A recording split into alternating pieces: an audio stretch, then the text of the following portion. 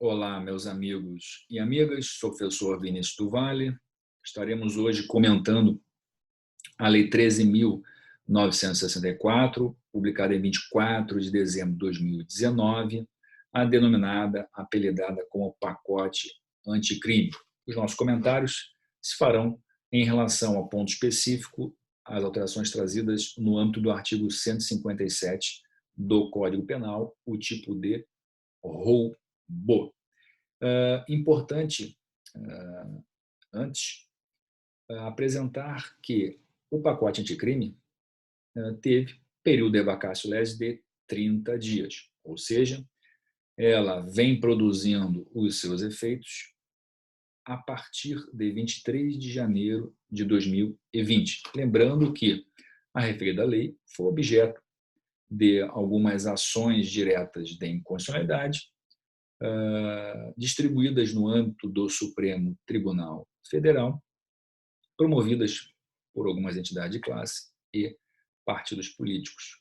Em linhas gerais, o que o Supremo se manifestou, tanto em regime de plantão, o ministro Dias Toffoli, quanto o próprio relator, o ministro Luiz Fux, em linhas gerais, 4 raciocínios: suspendendo a eficácia sem prazo para alguns dispositivos, suspensão da eficácia estabelecendo prazo para a respectiva implementação, dando interpretação conforme a Constituição para outros e estabelecendo regras de transição para alguns.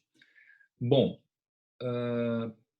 com relação ao artigo 157, tiveram alterações importantes com relação à majorante no que toca à arma. Serão esses os nossos comentários. Mas antes, é importante que a gente faça um rápido resumo com relação a esta majorante, e aí partimos antes do advento da Lei 13.654 de 2018, em que havia o parágrafo 2º, inciso 1, estabelecendo a majorante com emprego de arma, sem distinguir se é arma de fogo, arma branca, etc. Bom, um pequeno parêntese, é importante que a gente conceitue o que é arma, o que significa arma. Arma é todo e qualquer instrumento voltado para o ataque, mas também para a defesa. Então, defesa ou ataque, este instrumento pode ser conceituado como arma. Fechando parênteses. Bom, antes do advento da Lei 13.654 de 2018, como disse, parágrafo 2º, inciso 1, emprego de arma. Então, doutrina e jurisprudência caminharam no sentido de definir que esta majorante incidiria sobre a conduta praticada de roubo com o emprego de arma branca, mas também com o emprego de arma de fogo. Lembrando que simulacro e arma de brinquedo estarão incidindo no âmbito do caput do artigo 157 e não no âmbito das majorantes. Bom, a partir da vigência da referida lei 13.654, 2018, o legislador revoga o inciso 1, consequentemente, com o emprego de arma, mas positiva o emprego de arma de fogo. Ele define a arma de fogo a majorante de 2/3. Isso promove uma alteração significativa no contexto anterior, que era de 1/3 até a metade. Consequentemente, o legislador produz, ao mesmo tempo, uma norma penal mais benéfica, quando revoga o inciso 1, no que tange a arma branca, mas também produz uma norma penal mais gravosa quando positiva aí, a majorante de 2/3 para a arma de fogo. Nesse sentido, os indivíduos que praticarem a conduta do roubo com o emprego de arma branca incidiriam no âmbito do caput sem a causa de aumento. Consequentemente, uma norma penal mais benéfica, já que não haveria a majorante. Para aqueles indivíduos com emprego de arma de fogo, bom, a majorante, dentro da atividade da lei penal, passaria a incidir no próprio parágrafo 2º, A, inciso 1, criado pela respectiva Lei 13.654, 2018. Bom, ocorre que, com o pacote anticrime 13.964, 2019, com vacância de 30 dias, incidindo, produzindo efeitos a partir de 23 de janeiro de 2020, conforme dito, o legislador restabelece a majorante para a arma branca. Consequentemente, ele produz uma norma penal mais gravosa, agregando no próprio parágrafo 2º o inciso 7, a arma branca. A majorante, restabelecendo ao que era 1/3 até a metade. Bom, mas também o legislador positiva um outro parágrafo, o parágrafo 2º, B, distinguindo, então, daquele parágrafo 2º, A, que vinha estabelecendo apenas arma de fogo, agregando, então, o parágrafo 2º, B, melhor especificando a majorante arma de fogo de uso restrito ou proibido, aumentando-se a pena para o dobro da prevista no caput. Consequentemente, também positiva uma norma penal mais gravosa para o indivíduo. E, consequentemente, essas duas alterações produzidas pelo pacote anticrime, o Instituto da irretroatividade da lei penal se perfectibilizará, ou seja, estas alterações não retornarão no tempo para atingir fatos pretéritos. Lembrando que nestes contextos, tanto dito anteriormente na 13.654 quanto agora no pacote anticrime, é importante a gente tecer alguns comentários de forma bem sucinta com relação à teoria da norma do direito penal, em especial com relação à atividade da lei penal, mas também com relação à extratividade da lei penal. O que isso significa? A atividade da lei penal é aquela incidência dos efeitos daquela lei aos fatos praticados sob a sua égide, ou seja, no mesmo período de vigência da respectiva lei, um fato praticado no mesmo período da referida lei. Isto significa a atividade da lei penal. Tempus regit actum. Já a extraatividade da lei penal significa na capacidade desta lei penal se movimentar no tempo. E aí, esta movimentação no tempo pode ser para fatos anteriores à respectiva lei, mas também para fatos ocorridos na vigência da lei com os efeitos postergados, a continuidade dos seus efeitos, mesmo após a respectiva revogação da lei. O que significa isso?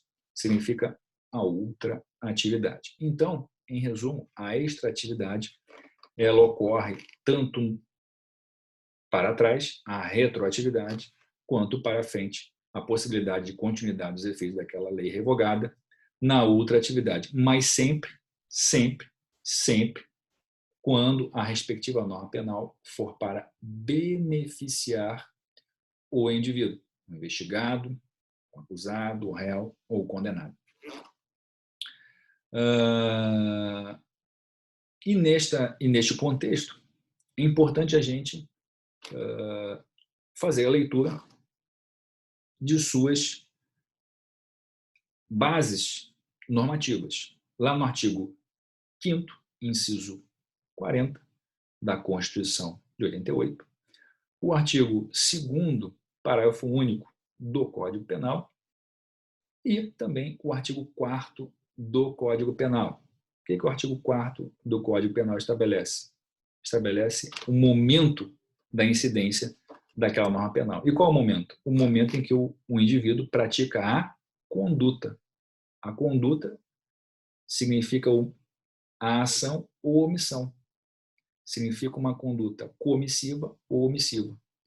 Ainda que outro momento seja o do resultado. Então, aquela lei penal incidirá no momento da prática da conduta do agente, seja essa conduta comissiva, seja a conduta omissiva.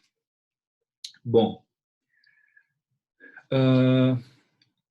ainda dentro das alterações, eu preparei 2 slides, eu vou apresentar o primeiro agora, em que a gente vai poder visualizar estas respectivas alterações de um modo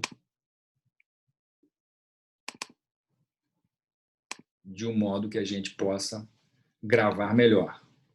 Bom, como eu disse, a arma branca está prevista no inciso 7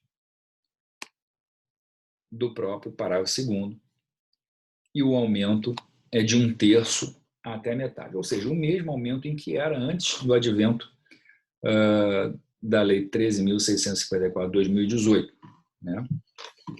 Mas também o pacote anticrime traz como alteração e dá uma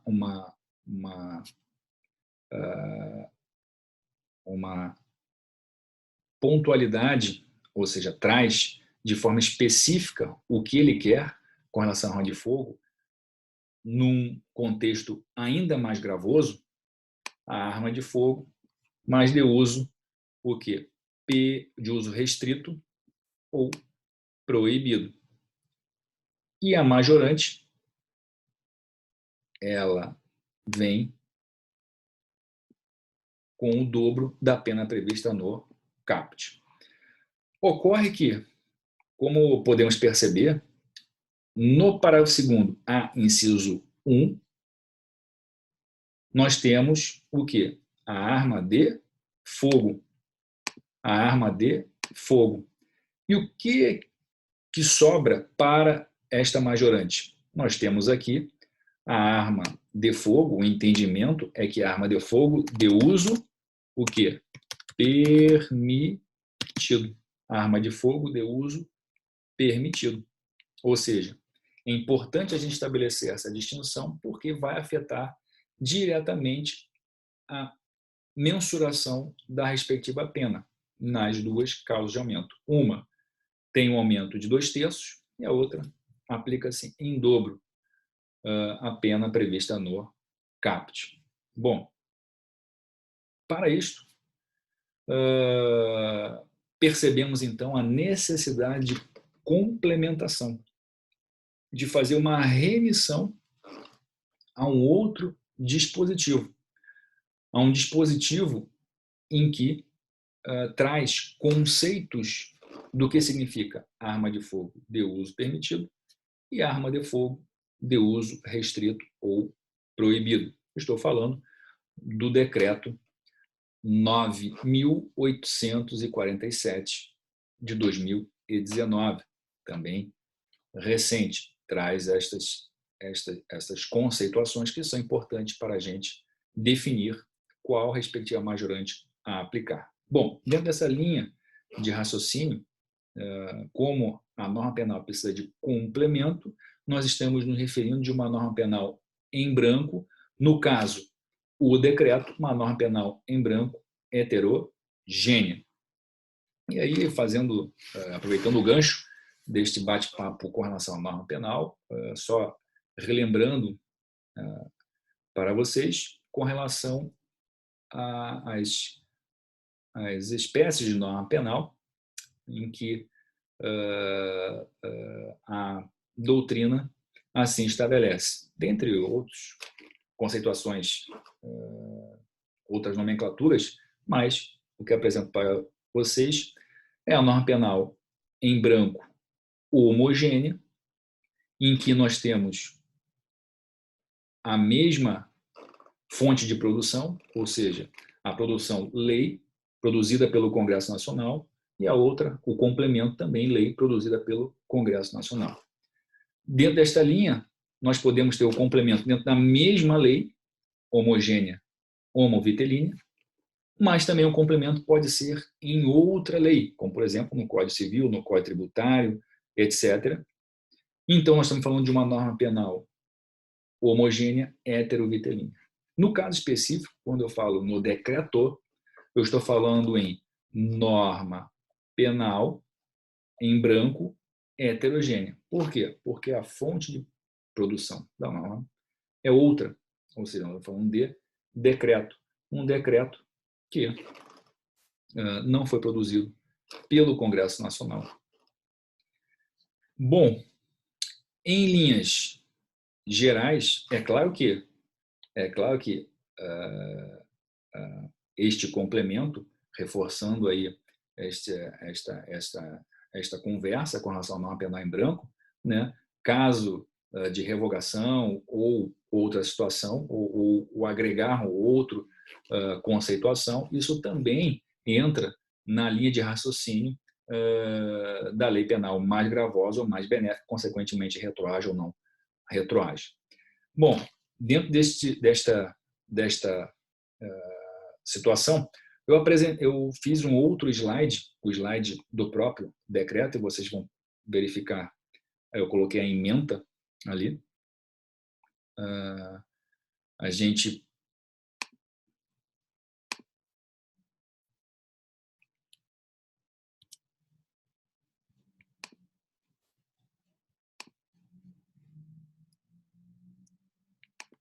verifica aqui com relação a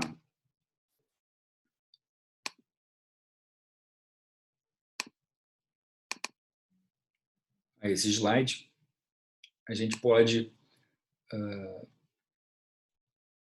trazer algumas distinções importantes, por isso coloquei essas duas fotos para ilustrar a respectiva alteração, que vai fazer toda a diferença naquela conceituação de arma de fogo de uso permitido, mas também de arma de fogo de uso restrito ou proibido.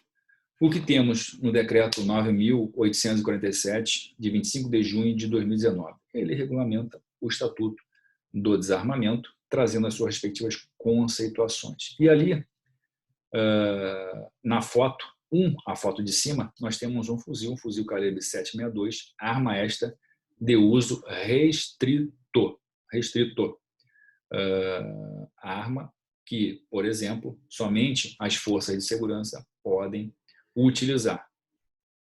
Já a foto número 2, a foto de baixo, nós temos aqui uma arma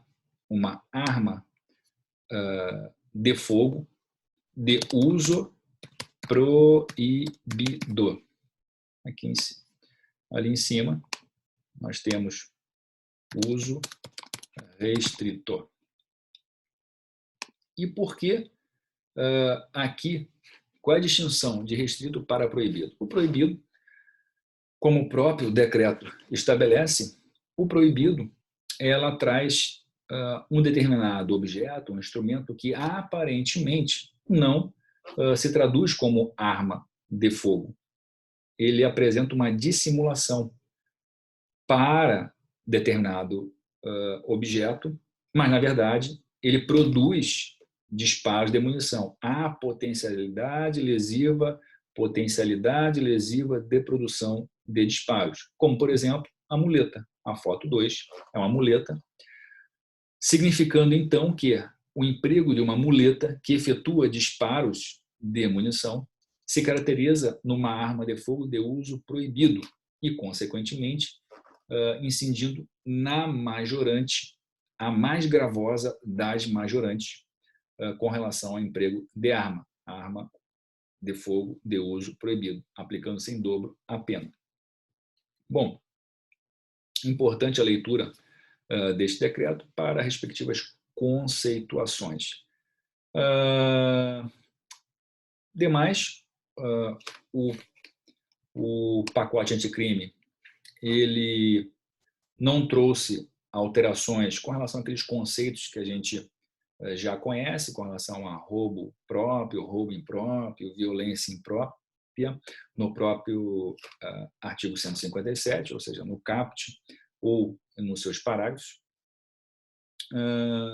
Então, ficando essas alterações no contexto pontual de arma branca e na arma de fogo de uso restrito ou proibido.